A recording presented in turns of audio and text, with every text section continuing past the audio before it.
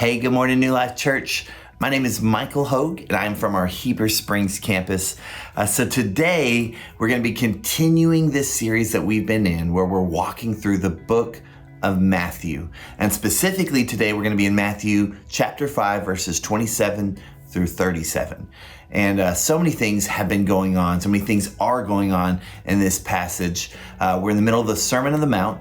And I love what Matthew says at the end of chapter 4 when he talks about Jesus going around teaching the good news of the kingdom, because that's what Jesus is doing. He's talking about a new kingdom and everything that means.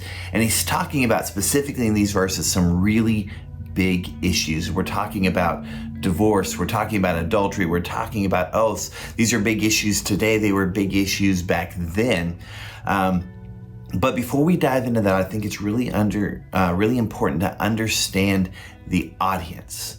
Okay, so Jesus, we see this at the beginning of chapter 5. It says there's the large crowd. He sees them. He sits down. His disciples would sit with him, and he begins to teach them. So he's actually teaching the disciples, and everybody else is just listening in. Okay, so Jesus is teaching people who have already accepted who he is. Okay, they've accepted who he is, and they've made the decision, they have chosen to have their identities shaped and formed by Jesus and his teachings. And that's really what it means to be Christian in the first place. Being a Christian doesn't mean you go to a Christian church on some Sundays.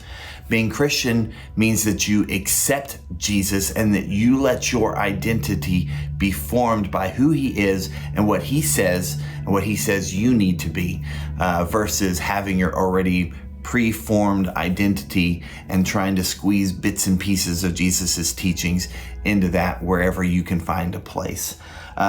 So I tell you that a couple reasons. One, because I want you to understand that kind of a big mistake sometimes that Christians make is they turn these teachings that Christ had on sex and marriage as front burner issues.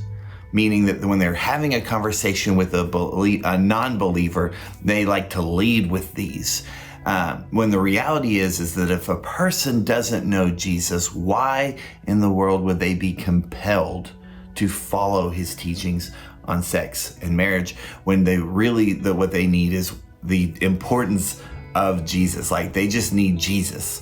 And the other reason I tell you these things is because as a church, I want us to resist the urge that when we're in these passages right here, to think that this is for someone else. Jesus is talking about this new kingdom. He's talking about some issues where he's wanting to address and not just like modifying behavior, not just being religious, but actually being part of a kingdom that is allowing Jesus to work on the core issues in our life, the things that fracture our relationships with God and with other people. All right, so let's dive in. Let's take a look at Matthew 5, verse 27. This is right where it starts out. It says, "For you have heard the commandment that says you must not commit adultery." Pause there for a second. We all know what commandment that's talking about. That's not, a hidden reference. We're talking about the 10 commandments here. We all know them. Everybody in that period knows them. They go through, it's a check. Yeah, I've never committed adultery. That's good. But I say, anyone who even looks at a woman with lust has already committed adultery with her in his heart. Okay, so a couple things. First of all, committed adultery in his heart. So what Jesus is doing here is he's really upping the ante. He's talking about that, yeah, it's not just enough to say, hey, I've never actually done this, but he's addressing the heart issue. He's saying that, look, even if you're doing it in your heart, even if you have this here, that's sin. And there's a couple things that's going on with this. First of all, through this whole section, when it's talking about divorce, when it's talking about oaths, when it's talking about adultery, Jesus is saying, look, this is how it's always been. You've heard this, and you might be able to pat yourself on the back. You say, yeah, I've never jumped in bed with a woman that wasn't my wife, or whatever the case. But he's saying that's not enough. He said there's still sin there. And guess what? As he outlines through this entire section in Matthew 5, there's not a single person alive who would pass that check, say, I've never done any of these except for Jesus himself. So he's outlining the need for a Savior. We all need a Savior. But there's another thing that he's doing here. In this new kingdom, like he said, it's not about religious action. It's not about what other people can see. It's not about a front. He's saying he really, really wants to address the heart issue behind all of these sins. He's wanting to address the things in your life that are keeping you from other people, like we said, keeping you from relationships, destroying you, fracturing that relationship with God. And I love what he says here. He goes on in 29. This sounds so over the top, but it's so important as well. It says, so if your eye, even your good eye, causes you to lust, gouge it out and throw it away. It is better for you to lose one part of your body than for your whole body to be thrown into hell.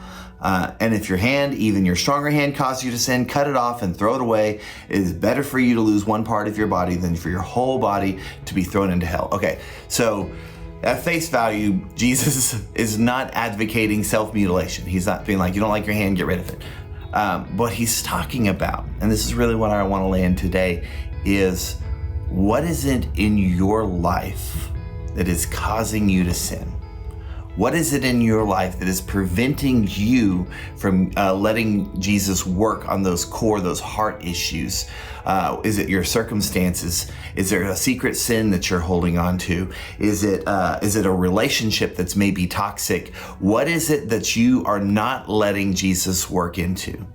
And even if it's your good eye, even if it's your good hand, even if it's something that you think that you just can't live without, Jesus is saying it's better that you give that up than to hold on to it and fracture these relationships and being kept out of the kingdom, the fullness of God that he wants for you to have in your life. Thanks, New Life Church. See you tomorrow.